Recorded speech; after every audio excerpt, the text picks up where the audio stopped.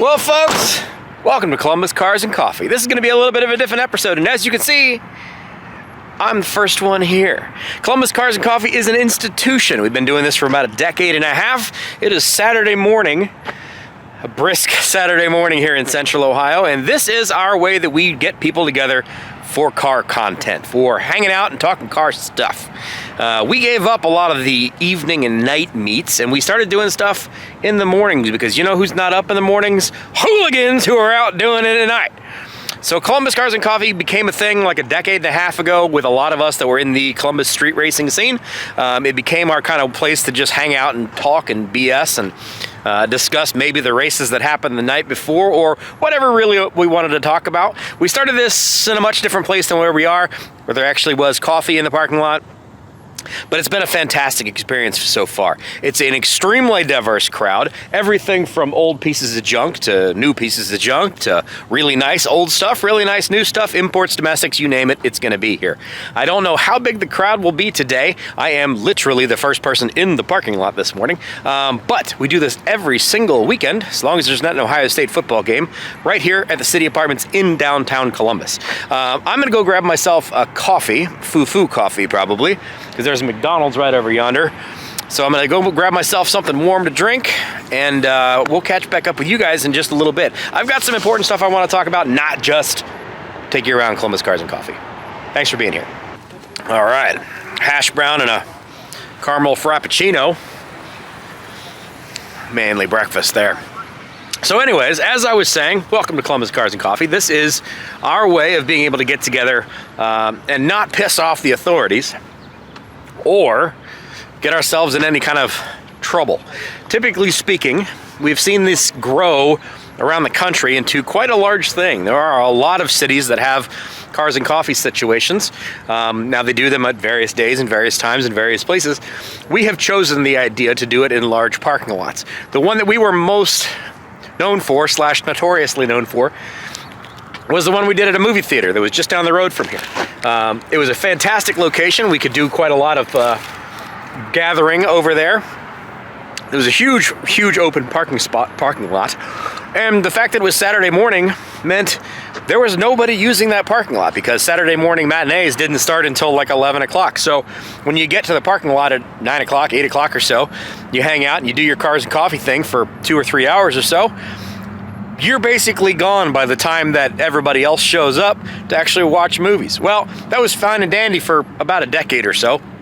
And then the movie theater changed hands, and we continued to grow and continued to grow to the point where on any decent weekend, we had 400 to 500 cars in the parking lot. The unfortunate problem with that was you're kind of the victim of your own success. And because of the fact that we had so many people that were interested and so many people knew about Columbus Cars and Coffee, that we ended up with an overlap of when we were supposed to be there, when we were supposed to be gone, and when the movie theater would open up. So it got to the point where Cars and Coffee was being a detriment to the actual business that was hosting us. You would try to go to a movie and there's 400 car people in the parking lot taking up every single parking spot. So it became a bit of a problem.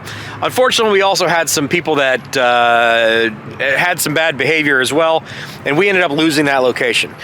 We were kind of homeless for a little while, and then eventually the folks here at the city offered up their parking lot for us. And this was actually during the COVID years, and you can see that there's a lot of shopping underneath this thing. Well, shopping pre-COVID years was kind of a thing. You built brick and mortar stores. As they opened this facility under COVID, there's a huge parking lot here that they're not using. So they were kind enough to agree to allow us to use this parking lot, which is amazing. It's a fantastic experience. And you really, really need to have a business on board with what it is you're doing, or whatever the entity is. Whoever owns the parking lot better be on board with the idea of your Cars and Coffee or your car show or whatever it is. Because if not, you're on borrowed time and you're on borrowed property, which is not a good idea. Now, the nice thing is our Cars and Coffee crowd has usually been pretty good about cleaning up after ourselves. We don't leave trash behind. We don't leave any kind of problems. We do occasionally get a little aggressive when we're exiting Cars and Coffee, but that is the main road that's patrolled by Columbus PE. So If you do some shenanigans out on that road, you're probably going to go to jail, or at least get a ticket. And that's how this kind of thing works. It's self-regulation. We don't have any police, usually speaking, that bother us here in the parking lot, but we do need to police ourselves. Being on your best behavior and encouraging other like-minded individuals who show up for this to be on their best behavior is something we should be doing, because if we don't police ourselves, the actual police will police us. And we don't want that, do we? No. We like the police, but we don't want them ruining our car show. Now, obviously, you joined me in my 1979 AMC Spirit AMX, one of my, without a doubt, favorite cars that I own. It is a fantastic, fantastic car. I am going through the test driving and the learning process with my ACES EFI system. So right now, she's learning how to idle when it's 24 degrees outside, which is nice. Neat thing about that is it's learning how to idle. It doesn't require me to do any fancy footwork or mess with any screws or anything. But something that I want to talk about here is money. And I know that's probably something you didn't expect me to talk about Cars and Coffee, but money. Columbus Cars and Coffee is a non-profit thing. Well, not really a non-profit thing. It's just a casual thing. Nobody really owns it. We've been doing it for a decade and a half, but it's kind of just a community thing. It all kind of organically happened and organically happens. If people show up, great. If people don't show up, it is what it is. No skin off anybody's back. There's nobody really involved in the money side of things, organizing stuff. Nobody's trying to schlep anything. It is what it is. If people show up for the car show, great. If they don't, they don't. Car shows, specifically, when you're hosting a car show, you're doing flyers, you're asking permission, you're getting zoning, and all of those things that go into creation of an event and actually making a car show happen are a different process. You're going to have somebody that's on the hook. You're going to have somebody who's the chairman of the car show. You're going to have somebody who's paying for the organization, who's paying to rent the property. There's a lot that goes into that. And if people don't show up, that person's on the hook for that. That person's now out whatever their costs were. Whereas Cars and Coffee being an organic thing, and the way it's set up and the way we do it, it actually works out really nicely. So there's nobody really in charge. We just kind of, as I said before, police ourselves and make sure everybody has a good time.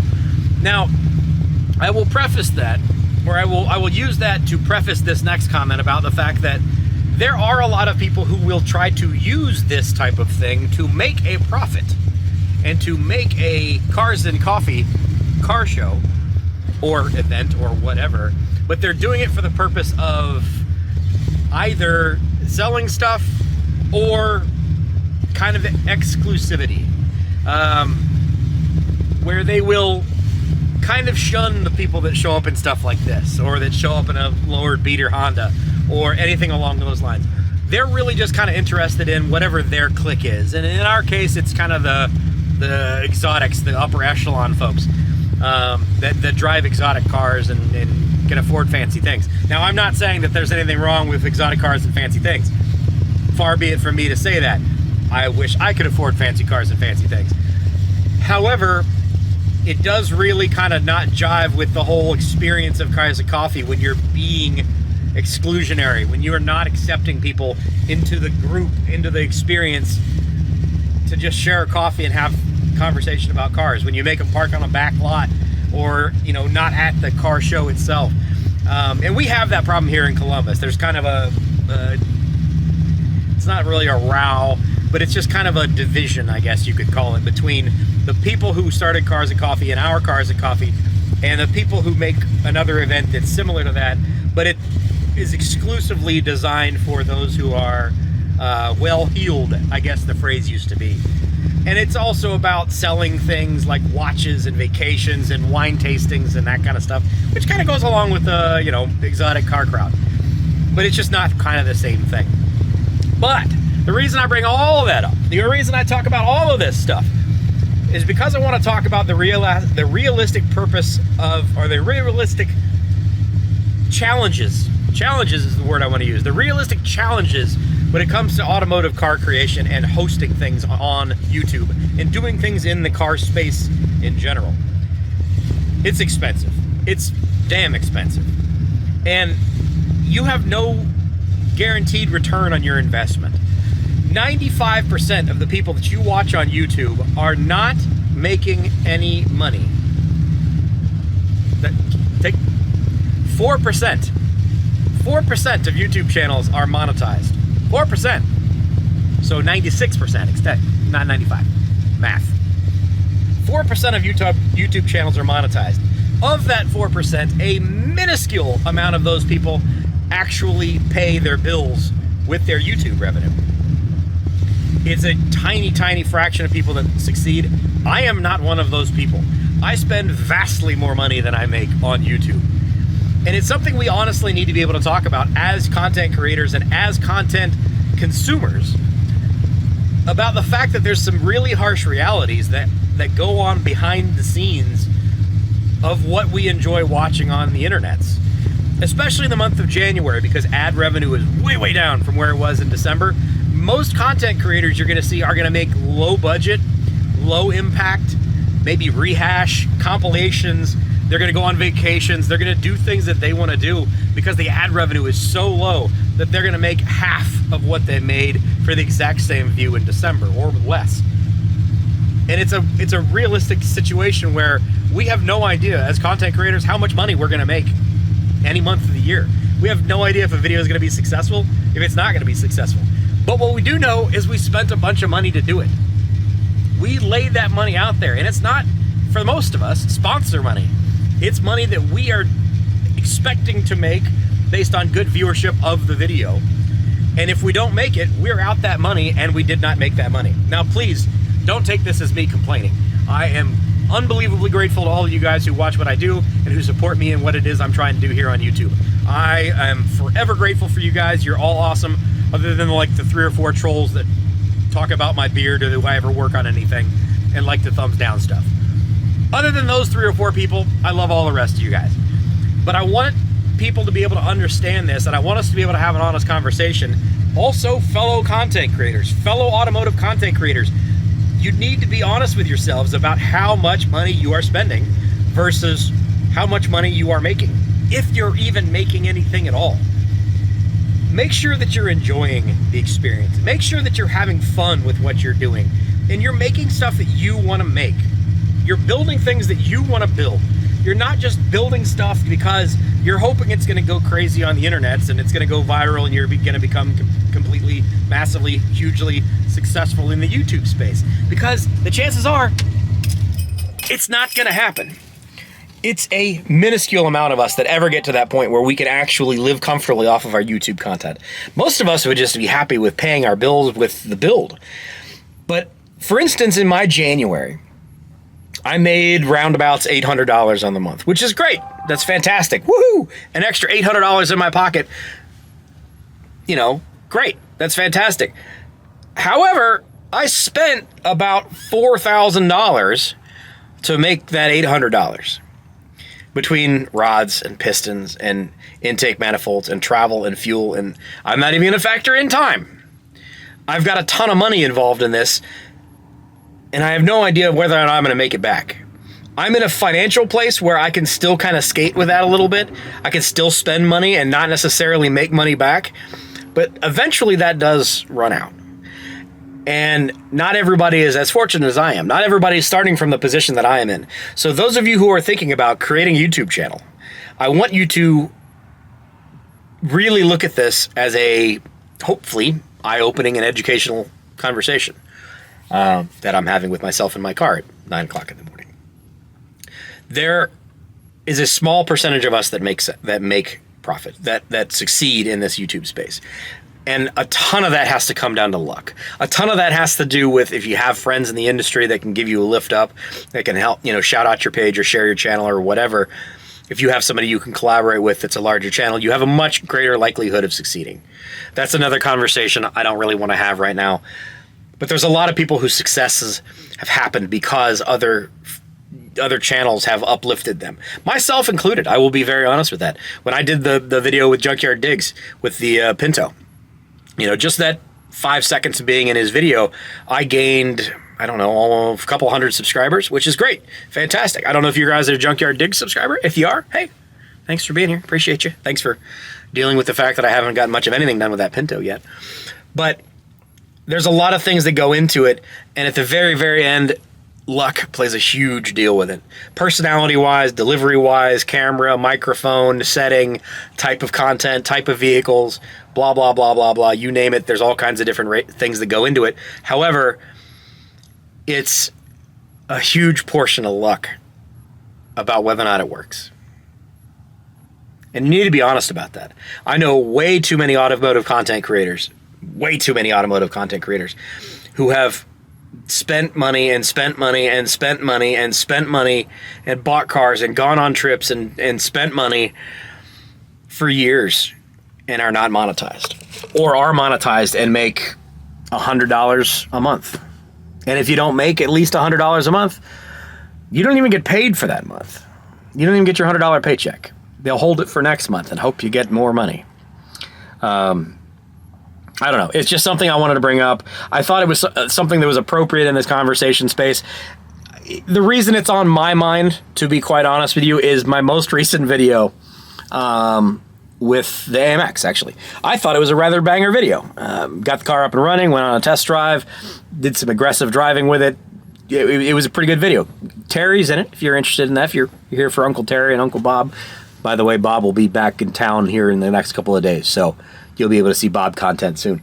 But I thought it was a pretty good video. I've got $150 or so in fuel and such involved in making that video.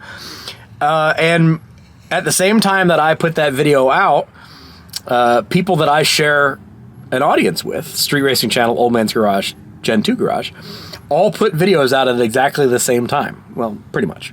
Between the hours of 6 p.m. and I think Bill put his out at 1 o'clock in the morning. But because of that, we all share kind of an audience. All of our videos kind of didn't do really well because we all kind of share an audience, and there's only so many hours that you have to watch content.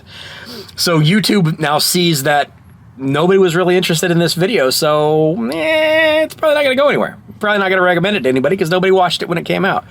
So it will get less than, it will not succeed. It will not probably go anywhere as far as the video goes, which means I'm not going to make much of any money on it. As of this morning when I was leaving the filming, or to come up here to film this, it had made just over $10 out of that video. I spent 2 hours filming it, an hour editing it, $100 some odd buying stuff there.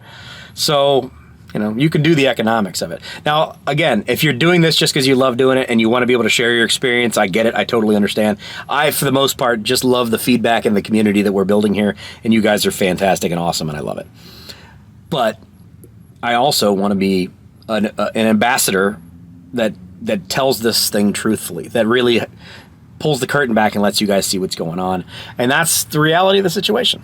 You know, if I was at the point where I was comfortably making considerably more money than that, it wouldn't be that big of a deal. But when you're laying out huge sums of money, or at least to me, huge sums of money, when you're spending a couple $1,000s a month, to me, that's a huge amount of money.